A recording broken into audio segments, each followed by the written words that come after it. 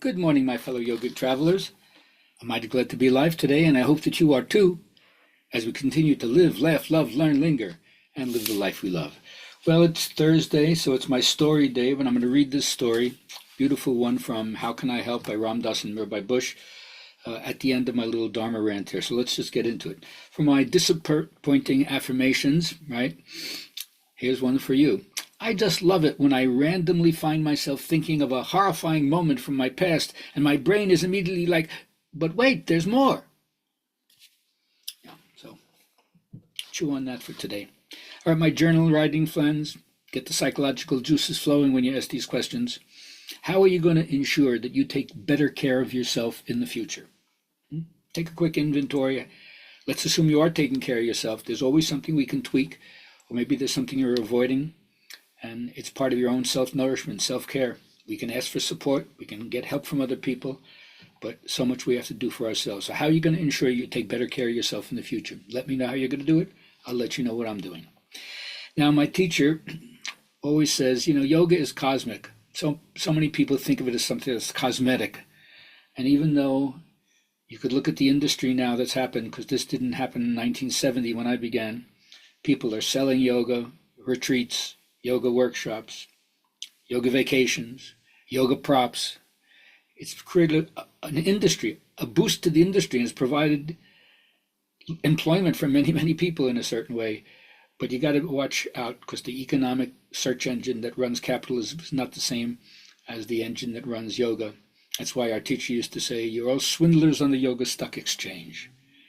And so we asked him, should we charge money for something? We think it should be free. Well, you have to, otherwise you're not going to keep the center open. But always give more than you take. That's always the key. If you want to go to my Gabriel Halpern's affirmations on my GabrielHalpern.com, go there. You'll see my money mantra. I give it away for free. I hope it'll help. All right. Joseph Campbell, my mythological mentor. The realization of the inward way is to discover that you are the divine mystery. The individual quest comes forth from your own intensity, from your own center. Don't follow somebody else. Like the Zen master comes over when they try to build the temple here with all the things from Japan. He says, if you want to be enlightened, you got to be American. So you can't reject what our cultural and historical background is. It's part of who you are, what you bring to the table. And then spend some time listening. The world was created by sound. And here I mean by vibration. Om is supposed to have the same vibration as the hum of the earth. And you got to do that enough that you feel it in your bones, so it isn't just an intellectual understanding. Most people are totally ignorant of this in our culture, how you can tune into the global understanding. My indigenous teachers have taught me what it is to understand transformation. So the first thing is I welcome what's coming. I trust myself through it all. I leave behind what's unneeded. I lift my own willingness to see is there something that's limitless, that keeps arousing in me newborn vision. And then I weave my own healing medicine from the gifts that I've acquired through my own experience. And that way I clear any blockages that stop the flow of goodness to me or from me. And how do you prime the pump over this? Well, with your affirmations. First of all, as a lifestyle choice, do the thing you love to do, just for the thrill of it, just for the joy of it. And then you'll find this kind of inner wealth and success feeling welling up from within as you dwell on this. And then your subconscious mind somehow accepts that you'll always have plenty and more to spare and responds appropriately. Now, when it comes to relationships, I know there's a lot of things about other people we can get pissed off about, get turned off. But remember, relationship is the yoga of the West. So beat the drum of other people's magnificence to the extent that you can. Take delight in what they do. See them with love, rather than always kind of correcting them, corralling them, inhibiting them, judging them. And then finally, prioritize for yourself. It's the easiest thing in the world to neglect what's important and give your attention to the urgent.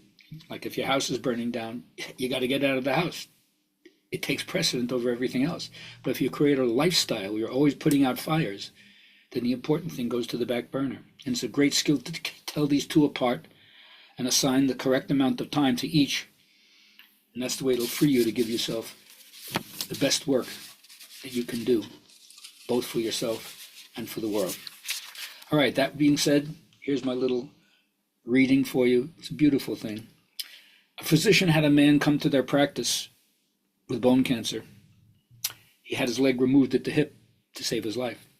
He was 24 years old when I started working with him, and he was a very angry young man, full of bitterness. He had a deep sense of injustice, deep hatred for all well people, because it seemed so unfair to him. He'd suffered this terrible loss so early in life. Well, I worked with this man through his grief and his rage, using painting, imagery, deep psychotherapy to deal with his pain. After working with him for about 2 years, there came a profound shift. He began coming out of himself. Later, he started to visit other people who had suffered severe physical losses, and he would tell me the most wonderful stories about these visits. Like once he visited a young woman who was almost his own age. It was a hot day in Palo Alto, and he was running in his shorts, so his artificial leg showed when he came into the hospital room. The woman was so depressed about the loss of her 2 breasts that the nurses put the radio on, probably to cheer her up. So, desperate to get her attention, he unstrapped his leg and began dancing around the room on one leg, snapping his fingers to the music. She looked at him in amazement and then burst out laughing, said, "Man, if you can dance, I can sing." It was a year following this that we sat down to review our work together. He talked about what was significant to him, and then I shared what was significant in our process. As we were reviewing 2 years of work together, I opened up his file and there discovered several drawings that he had made early on. I handed it to him. He looked at them and said, "Oh, look at this." He showed me one of his earliest drawings. I had suggested to him that he draw a picture of his body. He had drawn a picture of a vase, and running through the vase was a deep black crack. This was the image of his body. He had taken a black crayon and had drawn the crack over and over again. He was grinding his teeth with rage at the time. It was very, very painful, because it seemed to him that this vase could never function as a vase again. It could never hold water. Now, several years later, he came to this picture and looked at it and said, "Oh, this one isn't finished." And I said, extending the box of crayons, "Why don't you finish it?" He picked the yellow crayon and putting his finger on the crack, he said, "You see here where it's broken? That's where the light comes shining through." And with the yellow crayon, he drew the light streaming through the crack in his body. And that's how we know that we can grow strong in broken places. Have a great day.